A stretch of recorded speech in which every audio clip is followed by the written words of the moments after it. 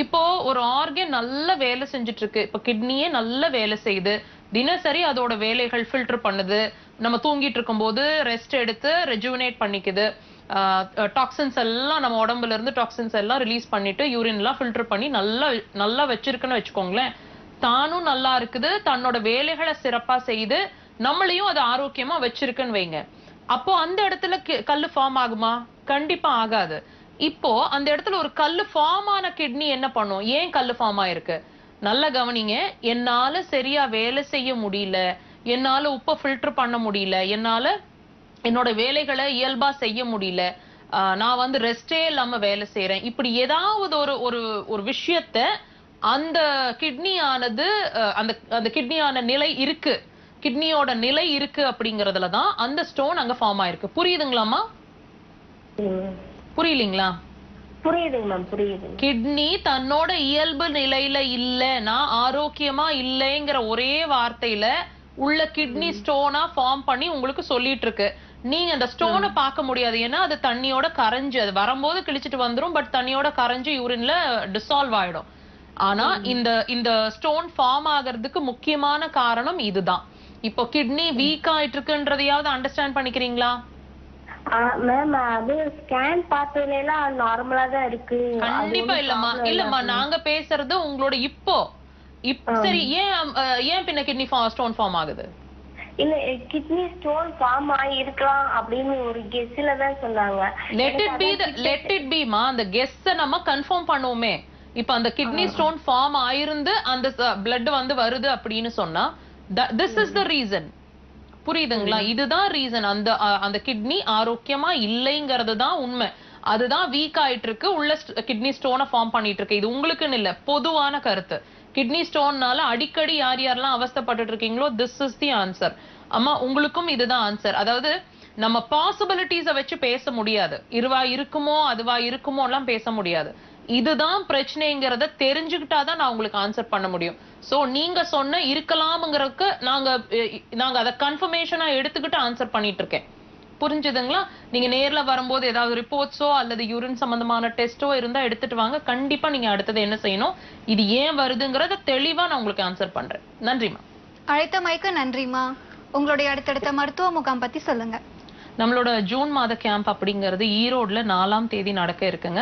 இன்னொரு 2 டேஸ்ல நம்மளோட கேம்ப் ஈரோடுல நடக்க இருக்கு. அண்ட் 18ஆம் தேதி பெங்களூர்ல கேம்ப் நடக்க இருக்கு. பெங்களூர் அண்ட் ஈரோடு கேம்ப் ரொம்ப ஷார்ட் டைம்ல வரதுனால புக்கிங் சீக்கிரமா க்ளோஸ் ஆயிட்டு இருக்கு. உங்களுக்கு புக்கிங்ஸ் விருப்பமா இருக்கீங்க அப்படின்னா எடுத்துக்கணும் கேம்புக்குன்னா ஹாஸ்பிட்டல் நம்பர்ஸை கான்டாக்ட் பண்ணுங்க. உங்களோட யூடியூப் சேனல் பத்தி சொல்லுங்க.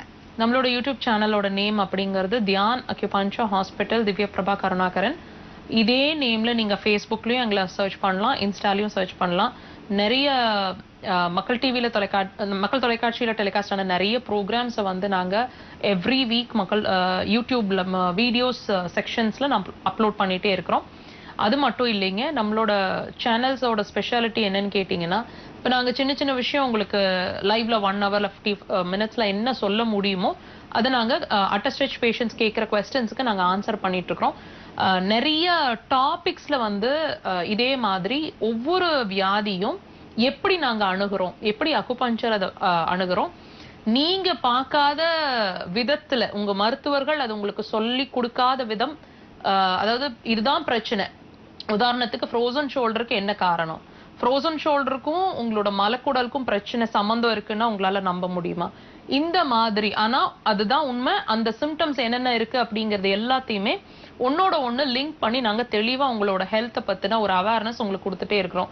இது தினசரி நடந்துட்டே இருக்கும் நம்மளோட சேனல்ல ஷார்ட் செக்ஷன்ஸ்ல. ஸோ நீங்க சப்ஸ்கிரைப் பண்ணி வச்சுக்கோங்க, ஃபாலோ பண்ணுங்க, உங்களோட ஃப்ரெண்ட்ஸ் அண்ட் ஃபேமிலியோட ஷேர் பண்ணுங்க. அவங்களுக்கு இந்த பிரச்சனைகள் இருந்தா அவங்களுக்கு ஒரு கிளாரிட்டி கண்டிப்பா கிடைக்கும். இவ்வளோ நாள் அவஸ்தைப்பட்டுட்டு இருக்காங்க, ரொம்ப நாளா அந்த ட்ரீட்மெண்ட்ஸ்ல இருக்கிறாங்க, எந்த பலனும் தெரியலன்னா கண்டிப்பா அக்குபஞ்சரை ட்ரை பண்ண சொல்லுங்க, அவங்களுக்கான ரிசல்ட்ஸ் இருக்கும். நேர் ஒருத்தங்க இணைப்பில் காத்துட்டு இருக்காங்க, பேசிடலாம். மக்கள் வணக்கம். வணக்கம் சார். ஐயா உங்க பெயர் சொல்லுங்க. திருவண்ணாமலை மாவட்டம் ஆர்னி தாலுகாவிலிருந்து பேசுறோம் மேடம். ஐயா உங்களுடைய சந்தேகத்தை தொடர்ந்து மருத்துவர் கிட்ட சொல்லுங்க. வணக்கம் ஐயா. வணக்கம். வணக்கம் மேடம். உங்க பேர் சொல்லுங்க ஐயா. டி கிருஷ்ணமூர்த்தி. சொல்லுங்க ஐயா. ஐயா சொல்லுங்க. ஐயா தொலைக்காட்சி பார்த்து பேசாதீங்க, தொலைக்காட்சி பத்தி பேசாதீங்க, தொலைபேசியில கவனம் செலுத்தி பேசுங்க. அப்பெண்டிக்ஸ் ஆபரேஷன் பண்ணாங்க எனக்கு. சரிங்க. அது உடனே அது முடிஞ்ச உடனே பித்தப்பையில கல் இருக்குன்னு ம் பித்தப்பையில கல் சொல்லிட்டு பித்தப்பை எடுத்துட்டாங்க. ம் அதுல இருந்து சரியா ஜீரண சக்தி வேலை சாப்பிடும் போது கொள்ளும் போது பையாரா இருக்கு. அது என்ன பண்ணுதுங்க? சாப்பிடும் போது பண்ணும்போது என்ன பண்ணுது? ஜீரண சக்தி வரல மேடம். உடம்பு சோர்வா இருக்கு. பித்தப்பை ரிமூவ் பண்ணீங்கன்னா அதுதானே ஐயா நடக்கும். இப்பதானே சொன்னேன், எந்த உறுப்பும் அது சும்மா அங்க இல்ல. ஒரு ஸ்டோன் ஃபார்ம் ஆகுதுன்னா அது என்ன பண்ணணும் கரைக்கிறதுக்கு? அதை தானே செய்யணும். அதை விட்டுட்டு நம்ம கட் பண்ணி தூக்கி போட்டுட்டு இருந்தோம்னா அதோட அவஸ்தையை நம்ம தானே ஃபேஸ் பண்ணணும். நீங்க தான் எக்ஸாம்பிள். நீங்க ரிமூவ் பண்ணது சரின்னு நினைக்கிறீங்களா தவறுன்னு நினைக்கிறீங்களா ஐயா? அவங்க டாக்டர் சொன்னதை வச்சு நம்ம எடுத்துட்டோம். இல்ல அவங்க சொன்னதெல்லாம் விட்டுருங்க. உங்களோட கருத்து என்ன? அவஸ்தைப்படுற உங்களோட கருத்து என்ன? உங்களோட கருத்து சொல்லுங்க. ரிமூவ் எவ்வளவு நாள் ஆச்சு ரிமூவ் பண்ணி? ஒரு 2 years 3 years ஆயிருக்கு. 3 years ஆச்சு. சரி, இப்போ நீங்க அவஸ்தைப்படுறீங்கல்ல, ரிமூவ் பண்ணதுக்கு பிறகு என்னோட ஜீரணம் சரியில்லைன்னு ஃபீல் பண்றீங்கல்ல, இப்போ உங்களோட கருத்து என்ன? ரிமூவ் பண்ணது தப்புன்னு நினைக்கிறீங்களா இல்ல அது சரின்னு நினைக்கிறீங்களா? கண்டிப்பா நீங்க உங்க வாயில இருந்து கேட்கணும்னு நினைக்கிறேன். அது நிறைய பேருக்கு ஒரு கிளாரிட்டி, ஒரு அவேர்னஸ் கொடுக்கும். நீங்க சொல்லுங்க, எனக்கு என்ன தப்புன்னு நினைக்கிறீங்களா சரின்னு நினைக்கிறீங்களா? புரியுதுங்களா?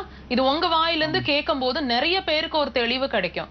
ஐயா ஒரு விஷயம் புரிஞ்சுக்கோங்க ஐயா, நான் திரும்ப அதை தான் சொல்றேன். எந்த உறுப்பும் அனாவசியம் இல்லை. உள்ள இருக்கிற எந்த உறுப்பும், ஒவ்வொரு செல்லும் நம்மளோட உயிர். நம்ம அதை உணவு போட்டு வளர்த்திட்டு இருக்கிறோம். இந்த சரீரம் நம்மளோடது. அப்ப நீங்க ஒரு சின்ன கல்லு உள்ள உருவாயிச்சுன்னா கட் பண்ணி தூக்கி போட்டுறதா? அது சரியா இருக்குமா? சொல்லுங்க பாப்போம். It's not at all right. உள்ள இருக்கிற ஒவ்வொரு உறுப்புக்கும் ஒரு சிறப்பான வேலை இருக்கு. அது சின்னதா இருக்கட்டும், அது கர்ப்பப்பையா இருக்கட்டும், குழந்தை பேர் கடந்து இருக்கட்டும், என்ன இருந்தாலும், even appendix, I'm telling you, each and every organ has its own value, its own individuality. அது இல்லாம எந்த ஆரோக்கியம் அப்படிங்கிற ஒரு விஷயம் நமக்கு கண்டிப்பா இருக்காது. நீங்க தான் அதுக்கான சிறந்த உதாரணம் ஐயா. இப்போ நான் சொல்றேன், தயவு செய்து உங்களுக்கு தெரிஞ்சவங்க 4 பேருக்கு சொல்லுங்க, நான் இந்த மாதிரி அவஸ்தைப்படுறேன், நீங்க அதை பண்ணாதீங்கன்னு சொல்லுங்க. நீங்க எங்க இருந்து கூப்பிட்டுருக்கீங்க ஐயா? எங்க இருந்து கால் பண்ணிருக்கீங்க? ஆரணி மேடம். ஆரணியிலிருந்து அரியாலை கிராமம், திருவண்ணாமலை மாவட்டம். கண்டிப்பா உங்களுக்கான சிகிச்சை இருக்குங்க. என்ன, அந்த பித்தப்பைய நம்ம ரீப்ளேஸ் பண்ண முடியாது. ஆனா கல்லீரலோட சக்தி ஓட்டத்தை வச்சு, அதாவது லிவரோட எனர்ஜியை வச்சு நாங்க பேலன்ஸ் பண்ணி உங்களோட ஆரோக்கியத்தை மீட்டு கொடுக்க ட்ரை பண்ணுவோம். கண்டிப்பா உங்களுக்கான ரிசல்ட் இருக்கும். வாங்க. அழைத்தமைக்கு நன்றி ஐயா. உங்களுடைய மருத்துவமனையுடைய அட்மிஷன் பத்தி சொல்லுங்க. ஹாஸ்பிட்டல் கோயம்புத்தூர் விளாங்குறிச்சி ரோடு அப்படின்ற இடத்துல ஃபங்க்ஷன் ஆயிட்டு இருக்குங்க. 23 இயர்ஸ்க்கு மேல தமிழ்நாட்டிலேயே ஒரே அட்மிஷன் ஹாஸ்பிட்டல் அதுதான். அக்குபஞ்சருக்காக சிறப்பா செயல்பட்டு இருக்கு. ஸோ நீங்க ஓபிலையும், அதாவது வந்து போயும் சிகிச்சை எடுத்துக்கலாம், அல்லது நீங்க அட்மிஷன்ல இருந்தும் சிகிச்சை எடுத்துக்கலாம். உங்களுக்கு எது கன்வீனியன்ட்டா இருக்குமோ அங்க கோயம்புத்தூர்ல 2 ப்ராசஸும் பண்ணிட்டு இருக்கிறோம். சென்னையை பொறுத்த மட்டும் Kodambakkam Bharatheeswarar colony 3rd street அப்படின்ற இடத்துல நம்மளோட பிரான்ச் ஃபங்க்ஷன் ஆகுது. பயங்கரமான மேசிவ் ரெஸ்பான்ஸ் சென்னையில். Not even a year cross. September 7th வந்தாதான் 1 year கிராஸ் பண்ண போகிறோம். அதுக்குள்ள பயங்கரமான ரெஸ்பான்ஸ் சென்னை மக்கள் கிட்ட இருந்து. நீங்க இங்க சிகிச்சை, அதாவது சென்னையில சிகிச்சை எடுக்கணும் அப்படின்னு நினைக்கிறீங்கன்னா சாட்டர்டேஸ் மட்டும் அப்பாயின்மெண்ட்ஸ் அவைலபிளுங்களா. அது சாட்டர்டேஸ் மட்டும் தான் நாங்கள் இருக்கிறோம் சென்னையில். முன்கூட்டியே அப்பாயின்மெண்ட்ஸை எடுத்துட்டு சென்னையில் எங்களை பார்க்க முயற்சி பண்ணுங்க. சென்னையோட சிறப்பு என்னன்னு கேட்டிங்கன்னா கிளினிக் பேஸ் மாதிரி. ஸோ நீங்கள் தங்கி இருந்து சிகிச்சை எடுக்க முடியாது, பட் ஓபியா நீங்கள் சிகிச்சை எடுக்கலாம், வந்து போகலாம். ஸோ அதுக்கான பாசிபிலிட்டிஸ் நம்ம சென்னை கிளினிக்ல அவைலபிளாக இருக்கு. அட்மிஷன் சென்னையில் கிடையாதுங்க. திரும்ப பதிவு பண்ண விரும்புகிறோம். கோயம்புத்தூர்ல தான் அட்மிஷன்ஸ் எடுக்கிறோம். நம்மளோட கேம்ப் நிறைய இடங்கள்ல தமிழ்நாட்டில் அண்ட் பெங்களூர்லயும் நடக்குது. சொல்றேன், நோட் பண்ணிக்கோங்க. சேலம், மதுரை, பெங்களூர், ஈரோடு, திருச்சி, திருநெல்வேலி அண்ட் பெங்களூர். நான் சொன்ன மாதிரி நிறைய 6 இடங்கள்ல நம்மளோட கேம்ப் நடக்குது. 4th கமிங் கேம்ப் அப்படிங்கிறது, அதாவது ஜூன் மாத கேம்ப் அப்படிங்கிறது ஈரோடுல 4ஆம் தேதியும் பெங்களூர் 18ஆம் தேதியும் கேம்ப் நடக்க இருக்கு. உங்களுக்கு அந்த டேட்ஸ் கன்வீனியன்ட்டா இருக்கு இடங்களோட அப்படின்னா தாராளமா உங்களோட அப்பாயின்மெண்ட்ஸை ஸ்க்ரால்ல இருக்கிற நம்பர்ஸ்க்கு ரைட் அவே எடுத்துக்கலாம். இன்னைக்கு இணைப்பு கிடைக்காத நேயர்கள் உங்களை எப்படி தொடர்பு கொள்ளலாம்? ஹாஸ்பிட்டல் நம்பர்ஸ் குறிச்சு வச்சிருக்கீங்க இல்லையா? நாளை காலை 11 மணிலேருந்து 12 மணிக்குள்ள நீங்க தாராளமா உங்களோட கொஸ்டின்ஸை நீங்க அந்த நம்பர்ஸ்ல லான்ச் பண்ணலாம். நாங்க ஹாஸ்பிட்டல் அவைலபிளா இருக்கிற பட்சத்துல தாராளமா நம்ம டைரக்டா போன்லயே பேச முடியும். லைவ்ல பேசுற மாதிரியே உங்களோட எல்லா கொஸ்டின்ஸ்க்கும் நாங்க ஆன்சர் பண்ண தயாரா இருக்கிறோம். ஒரு தெளிவான விளக்கம் பிளஸ் அக்குபஞ்சர்ல அதுக்கான சொல்யூஷன் எல்லாத்தையுமே கிளாரிட்டியா தெரிஞ்சுக்கலாம் between 11 to 12. உங்களோட யூடியூப் சேனல் பத்தி சொல்லுங்க. யூடியூப் சேனலோட நேம் வந்து Dhyan acupuncture hospital Divya Prabha Karunakaran. Facebook, Insta as well as YouTube எல்லாத்துலேயும் இருக்கிறோம். Feel free to launch all உங்களோட கொஸ்டின்ஸ் அண்ட் என்கொயரிஸ் எதுவாக இருந்தாலும் ஹாஸ்பிட்டல் நம்பர்ஸ் கால் பண்ண ட்ரை பண்ணுங்க. யூடியூப்ல வந்து நிறைய பயனுள்ள குறிப்புகள் சொல்லிட்டு வரீங்க இல்லையா? அந்த மாதிரி இன்றைய நிகழ்ச்சியிலும் ஏதாச்சும் ஒரு பயனுள்ள குறிப்பு சொல்லுங்க. கண்டிப்பா. நீங்க வந்து ஒரு பயங்கர ஸ்ட்ரெஸ்ஃபுல்லான சுச்சுவேஷன்ல இருக்கீங்க. ஸ்டூடெண்ட்ஸ் ஆகட்டும் அல்லது நீங்க ஒரு ஹெக்டிக்கான ஒர்க்ல இருக்கிறீங்க அப்படின்னா கான்சென்ட்ரேட் பண்ண முடியல, என்னால ரொம்ப டைவர்ஷன் இருந்துட்டே இருக்குது, ரொம்ப சிரமமா இருக்கு, என்னோட கான்சென்ட்ரேஷனை ஃபோக்கஸ் பண்றது ரொம்ப கஷ்டமா இருக்கு அப்படின்னு ஃபீல் பண்றீங்கன்னா வித்தின் செகண்ட்ஸ் நீங்க உங்க கான்சென்ட்ரேஷனை திரும்ப கொண்டு வர முடியும். ஜஸ்ட் பொட்டு வைக்கிற இடம் இருக்கு இல்லைங்களா, உங்க கண்களை க்ளோஸ் பண்ணிட்டு உங்களோட ஆள்காட்டி விரல் வச்சுட்டு நம்ம பொட்டு வைக்கிற அந்த 2 புருவத்துக்கு நடுவுல பொட்டு வைக்கிற இடத்த 3ல இருந்து 5 செகண்ட், அதிகம் 10 செகண்ட் ஜஸ்ட் டச் பண்ணுங்க. உங்களோட கான்சென்ட்ரேஷன் நீங்க டச் பண்ணும் போதே உங்களோட வேவரிங் மைண்ட், உங்களோட கான்சென்ட்ரேஷன் ஸ்கிப் ஆகிறது எல்லாமே அப்படியே காத்தா கரைஞ்சு you will come to silence mode. அது ஒரு சாஃப்டான ஒரு இயல்பான நிலைக்கு அப்படியே வரும். அதை நீங்க உணர்வீங்க. இது மாதிரி ஒரு 3 தடவையாவது பண்ணுங்க. தென் கான்சென்ட்ரேட் ஆன் யுவர் ஒர்க், படிப்பு அல்லது நீங்க ஒர்க் பண்ண விரும்புறீங்க, anything you want to concentrate, கண்டிப்பா அது சக்சஸ்ஃபுல்லா இருக்கும். ட்ரை பண்ணி பாருங்க. இதுவரைக்கும் அக்குபஞ்சர் சிகிச்சை முறைகள் குறித்து சிறப்பாக தெளிவாக விளக்கம் அளித்ததற்கு நன்றி. தேங்க்யூ. இத்துடன் மருத்துவ நேர நிகழ்ச்சி நிறைவடைகின்றது. இதே போன்று மற்றொரு நிகழ்ச்சியில் உங்களை சந்திக்கும் வரை உங்களிடமிருந்து விடைபெறுவது சந்தியா. நன்றி, வணக்கம்.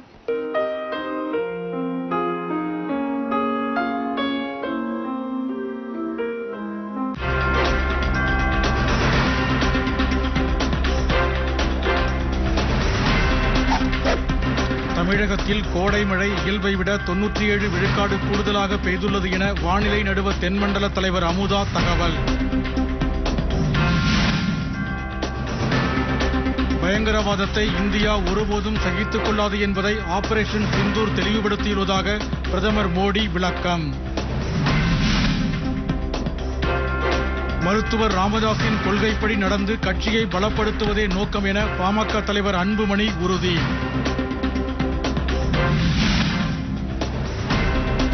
சென்னை கீழ்ப்பாக்கத்தில் 35 ஆண்டுகளுக்கு முன்பு தனக்கு தானே கட்டிய கல்லறையில் நடிகர் ராஜேஷின் உடல் நல்லடக்கம். சிவகாசி அருகே விளாமரத்துப்பட்டியில் உள்ள வெடியாலையில் தீ விபத்து. நல்வாய்ப்பாக காயங்களின்றி தப்பிய தொழிலாளர்கள்.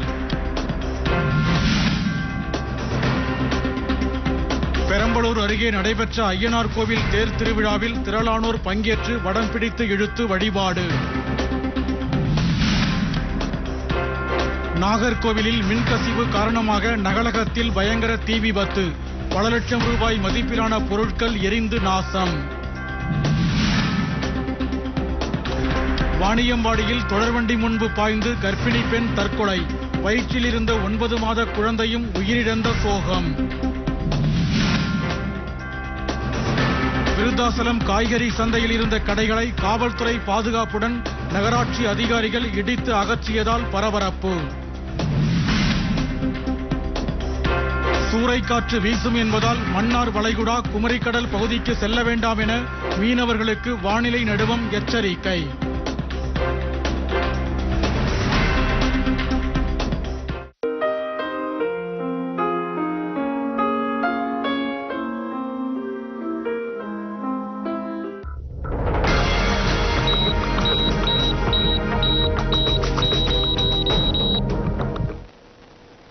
மக்கள் தொலைக்காட்சி நேயர்களுக்கு வணக்கம். இது மருத்துவ நேரம். இன்றைய மருத்துவ நேர நிகழ்ச்சியில் உடல் வலி மற்றும் எலும்பு முறிவு சம்பந்தப்பட்ட பிரச்சனைகளுக்கு தீர்வளிக்கிறார் RS வேலுமணி சித்த ஆயுர்வேத மருத்துவமனையின் சித்த மருத்துவர் ஆனந்தி பிரபா வேலுமணி அவர்கள். வணக்கம். வணக்கம். எப்படி இருக்கீங்க? சூப்பர், நல்லா இருக்கும். இன்னைக்கு நம்ம எல்லா நோய்கள் பத்தியுமே பார்க்கலாம். முதல்ல தைராய்டு இருக்கவங்களுக்கு குழந்தையின்மை பிரச்சனை வர்றதுக்கு வாய்ப்பு இருக்கா அப்படிங்கறத பத்தி சொல்லுங்க. கண்டிப்பா. இப்போ நம்மளோட உள்ளுறுப்புகள் எல்லாமே ஒவ்வொரு சுரப்புகளும் ஒவ்வொன்றுக்கொன்று தொடர்புடையதுன்னு நம்ம ஒவ்வொரு எபிசோட்லயுமே பேசுறோம். நம்மளோட உள்ளுக்குள்ள உள்ள ஒவ்வொரு உறுப்புகளுமே ஒன்றுடன் ஒன்று தொடர்புடையது.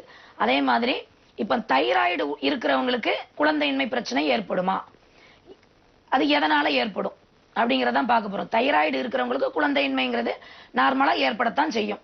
அதனால நிறைய காரணங்கள் இருந்தாலும் தைராய்டு இருக்கிறவங்களுக்கு ஸ்பெசிபிக்கா இந்த குழந்தையின்மைங்கிறது ஏற்படும். இதற்கான காரணம்னு பாத்தீங்கன்னா நம்மளோட தைராய்டு சுரப்பு தான் அந்த குழந்தைய சுரக்கிற ஹார்மோன்களையே தூண்டுது. அப்போ இந்த ஹார்மோனே சுரக்கல, அதாவது ஒவ்வொரு இடத்துக்கும் ஒவ்வொரு இடத்துல இருந்துதான் நமக்கு சிக்னல் வரணும். அப்படி இருக்கும்போது இந்த சிக்னல் ஒன்றுடன் ஒன்று தொடர்புடையது. இப்போ இங்க சிக்னல் தான், இந்த சிக்னல் தான் பிட்யூட்டரியில உள்ள ஹைப்போதலாமஸ்க்கு போய் எஃப்எஸ்ஹெச்சையும் எல்ஹெச்சையும் போய் இந்த ஹார்மோனை செக்ரியேட் பண்ணி அதன் மூலமா கர்ப்பப்பைக்கு தேவையான எல்லா ஹார்மோனையும் போய் குழந்தை பிறப்புக்கு ஒரு வழிவகுக்குது.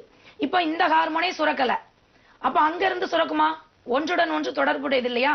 இங்க இருந்து சுரப்பு T3 T4 சுரப்பு இல்லாதனால, தைராய்டு சுரப்பு இல்லாதனால, குறைவா இருக்கிறதுனாலயோ மிகுதியா இருக்கிறதுனாலயோ இவங்களுக்கு அந்த சுரப்பு சுரக்கிறதுக்கு, ஹார்மோன்கள் சுரக்கிறதுக்கும் இதுல இருந்து தடைப்படும். அதனால குழந்தையின்மை பிரச்சனை தைராய்டு உள்ளவர்களுக்கும் ஏற்படும். இதை நம்ம எப்படி சரி பண்ணலாம் அப்படிங்கறதும் நம்ம கிட்ட தான் இருக்கு. எல்லாமே என்ன அப்படின்னா, தைராய்டு ஏன் வருது? அயோடின் பற்றாக்குறையினால வருது. குறைஞ்ச, அதாவது நமக்கு தேவையான அளவு தைராய்டு சுரப்பு இல்லைனாலும் தைராய்டு ஹைப்போ தைராய்டு வருது. அதிகமா சுரப்புக்கு அதிகமா இருக்கிறதுனால ஹைப்போ தைராய்டு வருது. இந்த மாதிரி இருக்கிற சமயத்துல எதனால T3 T4 ஏன் சுரக்க முடியல? தைராய்டு குறையா சுரந்தா ஹைப்போ தைராய்டு. இந்த மாதிரி இருக்கிறவங்களுக்கு எப்படின்னா, நார்மலாவே சுரப்பு கம்மியாயிரும், அந்த ரத்தத்துல உள்ள கொழுப்புகள் எல்லாம் சரி வர எல்லா செல்களுக்கும் எடுத்துக்கொண்டு டிஸ்ட்ரிபியூட் பண்ண முடியாம போயிடும். அதனால இவங்களுக்கு குழந்தையின்மை ஏற்படலாம். குழந்தையின்மைங்கிற ஒரு லெவலுக்குள்ள போகும்போது இவங்களுக்கு உடல் ரொம்ப உபரியா உடல் பர்மன் ஆயிடுவாங்க. ஹைப்போ தைராய்டு இருக்கிறவங்களுக்கு பாத்தீங்கன்னா உடல் ரொம்ப சோர்வாயிருவாங்க, டயர்ட் ஆயிருவாங்க. எதுலையுமே அவங்களால பர்ஃபெக்டா ஈடுபட முடியாது. கொஞ்சம் வாக் போனா கூட அவங்களுக்கு கால் வலி வந்துடும், எல்லா மசில்ஸும் வலிக்க ஆரம்பிச்சிடும். அது ஏன்னா அவங்களுக்கு ரத்த சோகை அனிமிக் ஆயிருவாங்க, D3 கிடைக்காம போயிடும். அதாவது இப்ப தைராய்டுனா என்ன செய்யுது? நம்ம சாப்பிடுற உணவுல உள்ள சோடியம் அதை எடுத்து T3 T4 அது செக்ரியேட் பண்ணுது. இப்போ அயோடின் பற்றாக்குறை உள்ளவங்களுக்கு இது பாதிக்கப்படுது. அப்போ நம்ம அயோடின் சார்ந்த உணவுகளை நம்ம எடுத்துக்கிடணும். அவங்களுக்கு அதான் பற்றாக்குறை. அப்போ சோடியத்துல இருந்து தான் இந்த T3 T4 தைராய்டு சுரப்பு அதுல இருந்தா வெளியேறுது. அப்போ நம்ம அதுல அயோடின் பற்றாக்குறையினாலும் ஏற்படுது. அதிக தைராய்டு அது நம்ம தேவையான தைராய்டு சுரப்பை விட அதிகமா சுரந்துருது சிலருக்கு. அப்போ இவங்கெல்லாம் தவிர்க்க வேண்டியது. அப்போ அதிகமா இவங்களுக்கு என்னெல்லாம் சேர்க்கணும்னு சொன்னோமோ இவங்களுக்கு சேர்க்க கூடாது. அப்போ தேவைக்கு அதிகமா சுரக்கிறதும் தப்புதான், தேவைக்கு கீழே சுரக்கிறதும் தப்புதான். அப்போ நமக்கு தேவையான அளவு, உடலுக்கு தேவையான அளவு சுரப்பு நமக்கு T3 T4 வேணும். அப்போ அதுக்கு என்ன செய்யணும்? உணவு வழியில தான் கொண்டு வரணும். இப்ப ஏற்கனவே எங்களுக்கு தைராய்டு வந்துடுச்சு, குழந்தையின்மையும் எங்களுக்கு பிரச்சனை இருக்கு அப்படின்னா நீங்க எதுக்குமே கவலைப்பட தேவையில்லை. என்னெல்லாம் அதிகமாச்சு, என்னெல்லாம் குறைஞ்சிச்சு, அதெல்லாம் நம்ம சீர்படுத்தணும். என்ன இல்லையோ அதை கிடைக்க வைக்கணும், என்ன அதிகமா இருக்கோ அதை குறைக்க வைக்கணும். அவ்வளவுதான். நம்ம உடல் நிலைய சீரா கொண்டு வரும்போது எல்லா சுரப்புகளும் அதன் வேலைகளை செஞ்சு எல்லா பிரச்சனையும் குணமடையும். இதற்கு உடல் பருமன் ஒரு பெரிய காரணமா இருக்கு. இந்த மாதிரி சிம்டம்ஸ் இருக்கிறவங்களுக்கு உடல் பாத்தீங்கன்னா ரொம்ப வெயிட் போட்டு போயிருவாங்க. சாப்பிடுறது ரொம்ப கம்மியா தான் சாப்பிடுவாங்க, ஆனா வெயிட் மட்டும் ரொம்ப வெயிட் அதிகமாயிரும். பாத்தீங்கன்னா எல்லாம் கொஞ்சம் நடந்தாலே கால் கையெல்லாம் வலிக்க ஆரம்பிச்சிடும். மசில்ஸ் எங்கெல்லாம் இருக்கோ அவங்களுக்கு எல்லாமே மசில்ஸ் பெயின் ரொம்ப ஜாஸ்தியா இருக்கும். அப்புறம் பாத்தீங்கன்னா மயக்கம் வந்துடும், ஒரு கிடினஸ் வரும் அவங்களுக்கு நடக்க முடியாது, எப்பவுமே சோம்பலா படுத்து தூங்கணும் போலயே ஒரு சிம்டம்ஸ் இருந்துகிட்டே இருக்கும். ரத்த சோகைங்கிறது அவங்களுக்கு அதிகமா இருக்கும். ரத்த சோகைக்கு ஏன்னா அந்த தைராய்டு கிளாண்ட்ல இருந்தா எல்லா செல்களுக்கும் வரணும்னு சொல்லியிருக்கேன் இல்லையா, அந்த தேவையான சத்துக்களை இழுக்கிற அளவுக்கு அங்க அயன் பற்றாக்குறை ஏற்பட்டுரும். அயன் பற்றாக்குறை இருந்தா நார்மலா என்ன ஆகும், D3 குறைஞ்சு போயிடும்.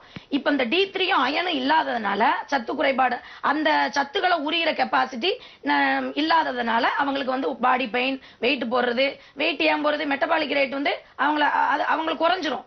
ஏன்னா ஒர்க்கிங்கே அவங்களால பண்ண முடியாது இல்லையா, தேவையான சத்தும் கிடைக்க போறது இல்ல, இருக்கிற சத்தை அந்தந்த பார்ட்ஸுக்கு கொண்டு சேர்க்கறது இல்ல. அப்போ கிடைக்கிற சத்து எல்லாம் அந்த செல்கள் வந்து அந்த கொழுப்பு சத்துக்களையோட உறிஞ்சி நீரையும் கொழுப்புகளையும் உள்வாங்கி செல்கள் வந்து ரெட்டிட்டாயிருது. அதனால உடன் பருமனோட ஆயிடுறாங்க. அவங்களுக்கு என்னன்னா ஏதாவது சாப்பிட்டுக்கிட்டே இருப்பாங்க. இந்த ஜங்க் ஃபுட்லாம் சாப்பிடறதை இவங்க தவிர்க்கணும். என்னெல்லாம் சாப்பிடலாம்னு சொல்றேன், என்னெல்லாம் சாப்பிடக்கூடாதுங்கிறதும் சொல்றேன். இந்த தைராய்டு வந்து ஒரு விஷயமே கிடையாது. தைராய்டு குறை இருந்தாலும் அதிகமா இருந்தாலும் இந்த தைராய்டை வந்து அதிகப்படுத்துறதுக்கு நம்ம வீட்டுல சில மெத்தடுகள் மூலமா உணவுகள்ல எடுத்துக்க சில பொருட்களை சேர்க்கறது மூலமா அந்த தைராய்டை வந்து சுரப்பை வந்து நார்மலா சீர்படுத்தலாம். அது மட்டும் இல்ல, உணவுப் பொருட்கள் நம்ம சாப்பிடுற உணவுல வந்து இந்த தைராய்டு இருக்குன்னு தெரிஞ்சவங்க என்ன மாதிரி உணவுகளை சாப்பிடணும், நேச்சுரலா இயற்கையா விளையிற பொருட்களை சாப்பிடணும். புரியுதுங்களா? அதாவது பாக்கெட்ல அடைச்ச ஃபுட்டு சாப்பிடக்கூடாது, சுத்திகரிக்கப்பட்ட உணவுகள் சாப்பிடக்கூடாது, நிறமிகள் நிறைந்த உணவை சாப்பிடக்கூடாது. அதாவது நிறைய காலம் கெட்டு போகாம பிரிசர்வேட்டிவ் ஐட்டம்னு சொல்லுவாங்க. இந்த மாதிரி உணவுகளை தவிர்த்துறணும். ஏன்னா ஏற்கனவே அவங்களுக்கு அயோடின் பற்றாக்குறை, சுரப்பு இல்ல, ஒண்ணு சுரப்பு ஜாஸ்தியா இருக்கு. அப்போ இவங்க பிரிசர்வேட்டிவ் ஐட்டம் அதிகமா இருக்கிறவங்களுக்கு சோடியம் குறைச்சிடணும். அப்போ குறைவா இருக்கிறவங்களுக்கு சோடியத்தை சேர்க்கணும். அப்போ அயோடினை சேர்க்கணும். அப்போ இது என்ன செய்யணும், ரெண்டு பேரும் என்னென்ன இருக்குங்கிறத முதல்ல நம்மளுக்கு குறை இருக்கா நிறை இருக்கா இந்த மாதிரி பாத்துக்கணும். இது மட்டும் இல்லாத இன்னொரு வகையான தைராய்டும் இருக்கு.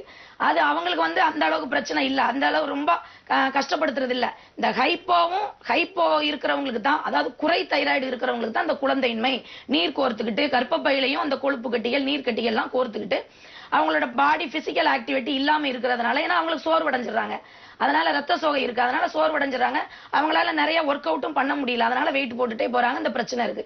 இவங்க வந்து உணவு முறையிலே கண்ட்ரோல் கொண்டு வரணும்.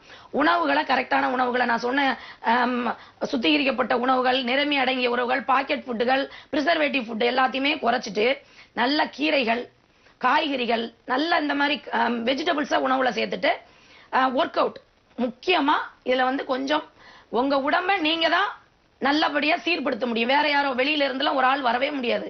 நம்ம உடம்ப நம்ம தான் பேணணும், நம்ம தான் நேசிக்க கத்துக்கிடணும். நம்ம உடம்ப நம்ம நேசிக்கலன்னா வேற யார் நேசிப்பா? கடவுளே நம்மளை நேசிக்கணும்னா நம்ம உடம்ப பேணி காப்பாத்தணும் இல்லையா? அப்போ நம்ம கையில தான் இருக்கு. அதனால நமக்கான வேலையை அடுத்தவங்களுக்காக செய்ய போறது கிடையாது. நம்ம உடம்ப கவனிக்கிறது தான் நம்மளோட ஃபர்ஸ்ட் டியூட்டியா இருக்கணும். அப்போ கண்டிப்பா உடற்பயிற்சிங்கிறத கொஞ்சம் செய்யணும்.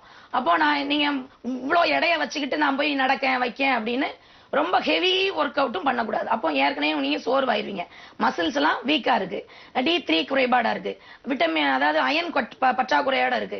அப்போ என்ன செய்யணும், முதல்ல எண்ணத்தை கொண்டு வரணும். உணவுல தான் ஒரு டயட் சார்ட், அதை நீங்க ஃபாலோ பண்ணணும். உணவின் மூலமாக முதல்ல இன்புட்டை கரெக்டா செஞ்சுட்டு முதல்ல கழிவுகள் எல்லாம் வெளியேற்றிட்டு அதுக்கப்புறம் உடல் எடை கொஞ்சம் குறைஞ்சிரும். அப்புறம் நீங்க கொஞ்சம் மெல்ல கொஞ்சம் ஒர்க் அவுட். எப்பவுமே ரொம்ப work out, heavy work out, நான் போய் அவ்வளவு வெயிட்ட வச்சுட்டு நான் ஓடுறேன், ஜிம்ல போய் ரன்னிங் போறேன், பார்க்ல போய் ரன்னிங் போறேன்னு போக கூடாது. அப்போ சில மூட்டுகள் வலி வந்துடும். ஏன்னா அவ்வளவு உடல் எடையை வச்சுக்கிட்டு நம்ம ஹெவி ஒர்க் அவுட் பண்ணும்போது முட்டு வலி, குதிங்கால் வலி, இந்த மாதிரி மசில் ஏற்கனவே உங்களுக்கு மசில் பெயினா இருக்கும். அப்போ அது ரிஸ்க், அந்த ரிஸ்க் எடுக்க கூடாது. நம்ம முதல்ல டயட் சார்ட் ஃபாலோ பண்ணணும். உணவுல வந்து சில மாற்றங்களை கொண்டு வந்து என்ன தேவை, இப்ப சிலர் பாத்தீங்கன்னா ஹைப்போதைராய்டுக்கெல்லாம் மல்லி, உலர் திராட்சை, வெல்லம் இந்த மாதிரியான இதுகளெல்லாம் சேர்த்துட்டு நைட்டே நனைய போட்டு மார்னிங் எந்திரிச்சோன்னா அதெல்லாம் அரைச்சி எம்டி ஸ்டொமக்ல அதை வந்து குடிச்சிட்டு சாப்பிட்டுட்டு வரணும். அப்போ தைராய்டு லெவல் இன்க்ரீஸ் ஆகும். அது மட்டும் இல்ல, சோடியம் கலந்த உணவுகள், அதான் அயோடின் பற்றாக்குறையினாலதான் ஹைப்போ வருது இல்லையா, சோடியம் கலந்த உணவுகளை நம்ம எடுத்துக்கிடணும். அது எதுலலாம் இருக்கு, கீரைகள்ல இருக்கு, இந்த மாதிரி சத்தான காய்கறிகள்ல இருக்கு, கீரை வகைகள்ல இருக்கு. இதெல்லாம் நீங்க எடுக்கும் போது உடம்பு ஆட்டோமேட்டிக்காவே எல்லாத்துலயுமே, எல்லா காய்கறியிலுமே உங்களுக்கு தேவையான சோடியம் இருக்கு, அயன் இருக்கு, அயோடைன் இருக்கு, எல்லாமே இருக்கு. அப்போ உப்புலையும் இருக்கு. அது என்ன மாதிரி உப்பு? இப்ப சிலர் வந்து அயோடைஸ்ட் உப்பு நிறைய எடுத்துக்கிறாங்க. இந்த மாதிரி அயோடைஸ்ட் உப்பு அதிகமா எடுத்தாலும் தைராய்டு பிரச்சனை வரும். ஏன்னா நம்ம நாட்டை பொறுத்த வரைக்கும் அயோடின் வந்து பற்றாக்குறை கிடையாது.